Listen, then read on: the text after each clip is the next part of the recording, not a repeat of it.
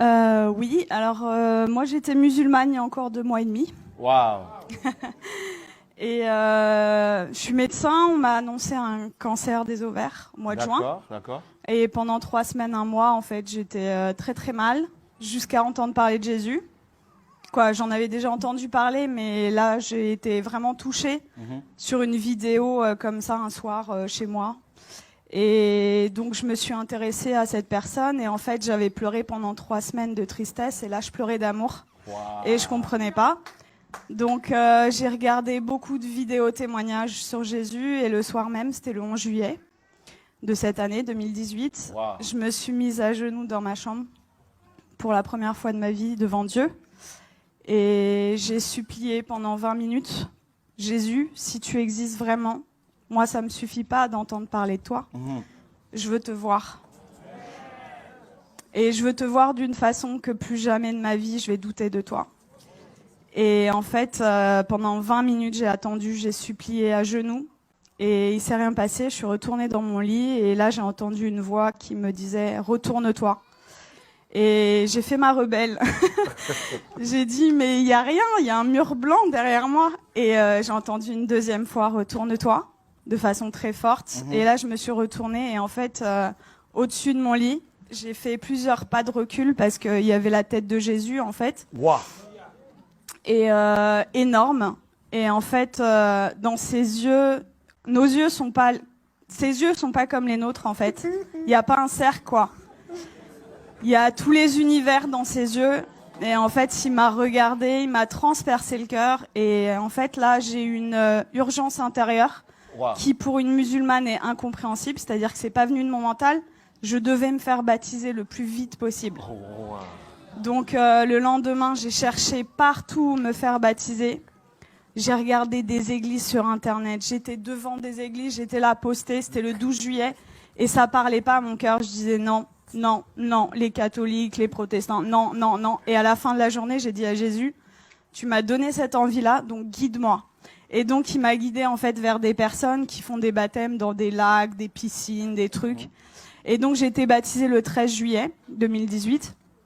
Et là, j'ai vraiment vu, parce que en fait, je suis médecin psychiatre, addictologue, et je croyais pas trop aux esprits, tout ça. Et là, j'ai vu des esprits sortir de moi, etc. Wow. Donc j'ai dit.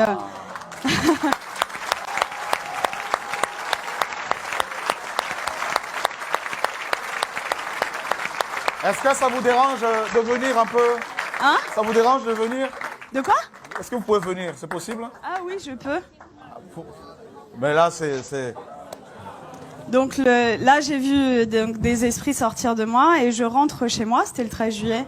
Et là, dans mon lit, je commence à parler une langue où je comprenais rien. Et là, je dis, mais qu'est-ce que c'est que ça? Et en fait, on m'a dit après, c'est du parler en langue. Mais chez les musulmans, ça n'existe pas. Donc moi, j'avais jamais entendu parler du parler en langue. Et ça a duré 3/4 d'heure, 1 heure. J'ai parlé une langue où je comprenais 0 mot. Et en fait, j'ai senti une énergie remonter de mon ventre et je prenais comme ça. Et je jetais, en fait. Ça a duré 3/4 d'heure, 1 heure. Et là, au bout de 3/4 d'heure, 1 heure, j'ai arrêté de parler. Et j'avais des douleurs depuis 4 ans, tous les jours. Et là, pour la première fois depuis 4 ans, plus aucune douleur.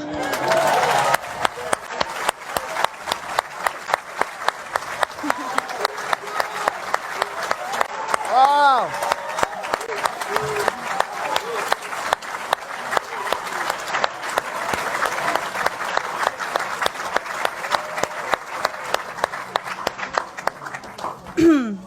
Et donc là, j'ai dit, ok, je suis guérie, c'est bon.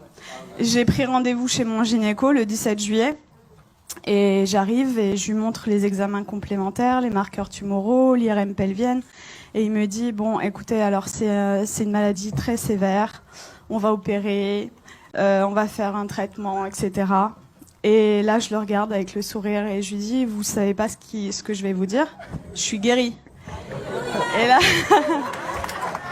Et là, il me dit, comment ça, je comprends pas. Il m'a écouté quand même parce que je suis médecin, j'ai un cabinet juste à côté de chez lui, quoi. Donc il savait que c'était pas n'importe, voilà. Et là, je lui dis, mais en fait, je suis guérie. Et il me dit, bon, parce que le déni en médecine, ça existe beaucoup. Il me dit, bon, allez, on va faire l'échographie. Et en fait, là, il me fait l'échographie et il était bouche bée.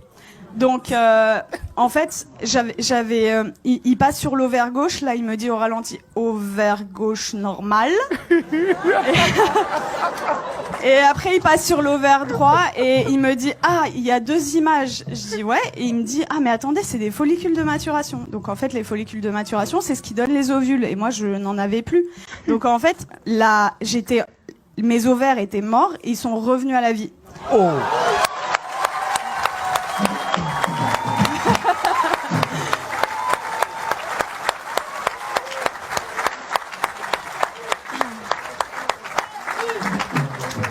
Et là, il retire la sonde et il me dit, vous vous rhabillez, vous allez m'expliquer ce qui s'est passé. Et du coup, je lui raconte en gros que j'ai rencontré Jésus 6 jours avant, qu'il m'a guéri et tout. Et il me dit, bon, écoutez-moi bien. Moi, je crois en Dieu, donc je pense que c'est possible. Je suis juive, donc je pense que c'est possible. Mais vous êtes médecin, attention, gardez ça pour vous. Et là, je lui ai dit, j'ai rigolé. Je lui ai dit, c'est impossible. Je lui ai dit, je veux que le monde entier...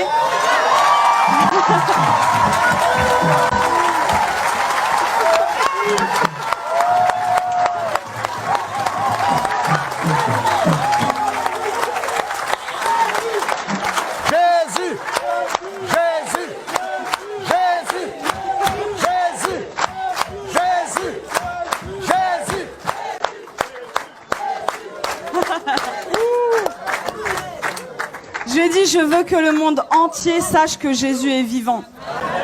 Et il m'a dit, bon, ok. Et il m'a fait mon compte rendu d'échographie, qui était normal. C'était un plaisir pur. Et il me le rend. Et là, il me dit, est-ce que je peux vous faire la bise au lieu de me serrer la main? Je dis, bien sûr. Et il me prend le visage et il me dit que Dieu vous garde. Et en fait, ce que je raconte partout autour de moi, c'est, tout à l'heure, le frère disait que vous aviez vécu au Cameroun l'acte des apôtres. En fait, c'est ce que je vis tous les jours, quoi. Et c'est-à-dire que je travaillais que en cabinet. Le Seigneur m'a amené à travailler à l'hôpital, aux urgences. Et en fait, je vois des cas psychiatriques sévères. Et ma première garde après mon baptême, les infirmiers, le geste qu'ils ont fait le plus dans la nuit, c'était ça. Ils y croyaient pas, en fait. Il y avait que des miracles. Toute la nuit. Ils ont pas compris.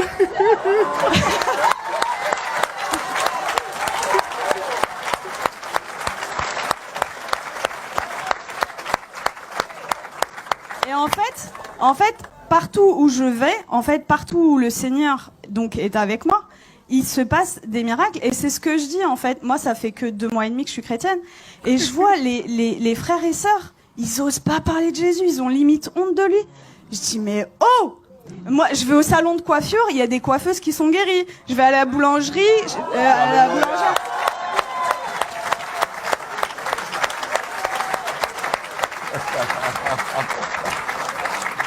En fait, j'aime beaucoup cette expression. En fait, je dis que le Seigneur, c'est l'antidote à tout. Et le monde entier a le poison. C'est-à-dire qu'ils connaissent pas Jésus. Moi, j'ai 33 ans. J'ai attendu 33 ans pour qu'on me parle de Jésus. Mais attendez, mais moi, j'aurais voulu que quelqu'un vienne me parler de Jésus. Vienne me dire, mais attends, la solution à tous tes problèmes, ton malheur et tout, c'est Jésus la solution. Mais personne autour de moi. J'avais aucun chrétien autour de moi. Donc dans ma famille, ils sont tous musulmans et quelques personnes athées. Et en fait, ils comprennent pas du tout ce qui se passe. Mais juste, je voulais vous dire que je vis des miracles tous les jours. Tous les jours, c'est des prodiges de Dieu. Je vais vous raconter juste, il y a quelques jours, ce qui s'est passé parce que je dois choisir et je peux pas tout vous raconter. Donc, il y a ma famille qui était en Algérie pendant tout l'été. Ils sont rentrés et il y a mon oncle, en fait. Il a de l'arthrose sévère au genou. Et je suis arrivée, j'ai raconté ce qui s'était passé cet été, et ils m'ont dit, ouais, c'est bon, t'arrêtes de nous parler de Jésus. Déjà, ils ont été tolérants, ils ont accepté d'écouter. Et là, je vois, en fait, mon oncle, il boite, il a de l'arthrose. Et là, je lui dis, tonton, est-ce que je peux prier pour toi? Il me dit non. Et ma tante, elle lui dit, bah, pourquoi? Qu'est-ce que t'as à perdre? On va voir si ce qu'elle dit est vrai. Je dis, ok. Et là, le Seigneur m'a donné le verset, vous savez, où il ressuscite une femme et il fait sortir tout le monde, en fait. Donc en fait, j'ai pris mon oncle, je l'ai sorti du salon et j'ai prié pour lui. Et en fait, je lui dis, t'as mal à combien? Il me dit à 7 sur 10. Il boitait. Et donc je prie le Seigneur et le Seigneur le guérit. Il me dit, mais j'ai plus mal du tout. Et là, il commence à courir dans toute la maison.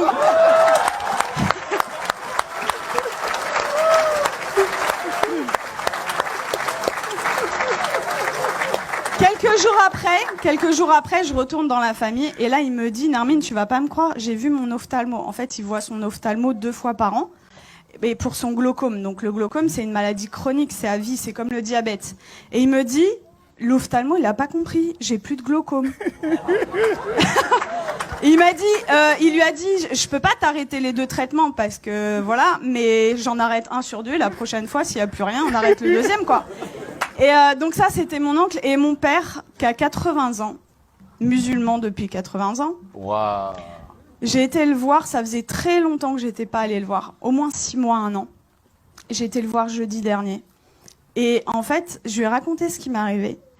Il a été guéri, j'ai prié pour lui, il a été guéri de ses acouphènes, c'est des bourdonnements. Il avait depuis 10 ans, plus d'acouphènes.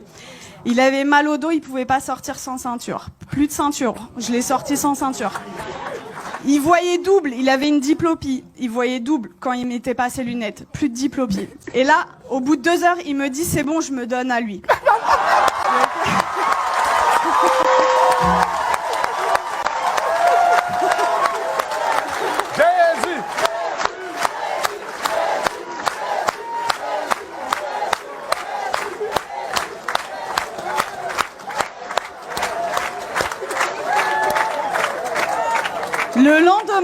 Le lendemain, donc c'était vendredi là, non, c'était pas hier, c'était vendredi dernier.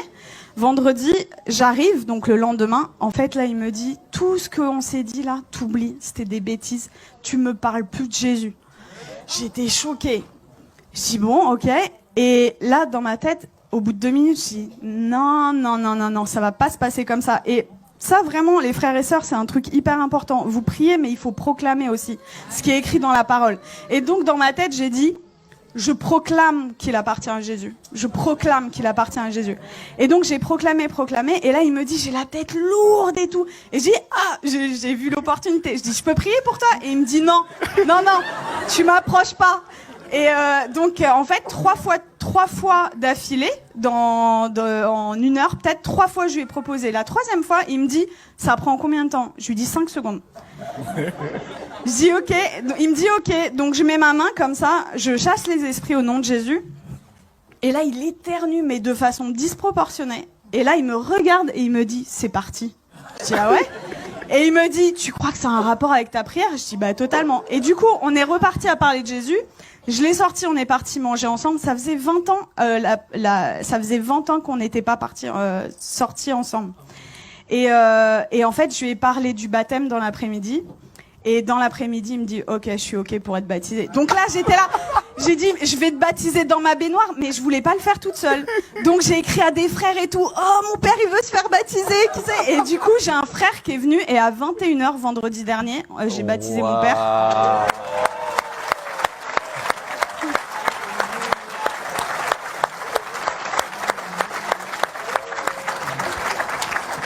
Et voilà, pour vraiment vous dire que rien n'est impossible. Il a 80 ans, il est musulman, jamais. Alors, après ma conversion, le Seigneur m'avait donné une vision où je baptisais mon père. Je disais, ok, Seigneur, mais waouh. Et en fait, ça s'est passé, quoi. Donc, vraiment, ne perdez pas espoir avec vos familles. Tout est possible. Pour nous, c'est impossible, mais pour le Seigneur, c'est possible. Et voilà, vraiment, votre vie, ça devrait ressembler au lac des apôtres, quoi. Donc vraiment, n'ayez pas honte de parler de Jésus. Qu'est-ce que ça va vous coûter? Vous passez à la boulangerie. Vous savez, moi, je suis dans ma voiture et même sur le périph', j'ai des gens, en fait, je loue le Seigneur. J'ai effacé toutes mes musiques du monde là et j'ai mis des louanges. Et donc je chante et tout. Et même sur le périph', il y a des gens, ils passent sur le périph', ils me font comme ça. Et moi, j'ouvre ma fenêtre et je leur dis Jésus est la réponse. Et voilà. Et en fait, ça franchement, si moi, en tant que médecin, et venant d'une famille de musulmans, je prends le risque. Vous qui avez votre famille, etc., qui croyez, mais osez quoi, parler de Jésus tout le temps, parce que voilà, c'est j'ai une image qui m'était venue, c'est limite non-assistance à personne en danger en fait, de pas parler de Jésus. C'est l'antidote des antidotes à tout, et vraiment, quand vous découvrez un antidote et que quelqu'un en face de vous a le poison, ben vous gardez pas l'antidote pour vous, quoi. C'est égoïste. Donc il faut le partager. Wow. Voilà. Et tout à l'heure, je suis arrivée, j'ai parlé avec Laurent et ça m'a beaucoup touchée parce que quand j'étais petite, en fait, quand on me demandait quel métier tu veux faire, je disais Mère Teresa. Et dans une famille musulmane, vous imaginez, et ils m'ont dit non, ça va pas être possible. Non, tu vas changer, tu changes. Et du coup, j'ai dit bon bah ok, je veux être médecin. Et en fait, c'est incroyable comment le Seigneur il est en train d'organiser les choses. Et du coup, quand Laurent m'a parlé d'orphelinat tout à l'heure, je sens que j'ai un appel fort Amen. pour ça. Et voilà, on verra comment le Seigneur fait les choses. Mais voilà, Dieu vous aime beaucoup et croyez. Alléluia.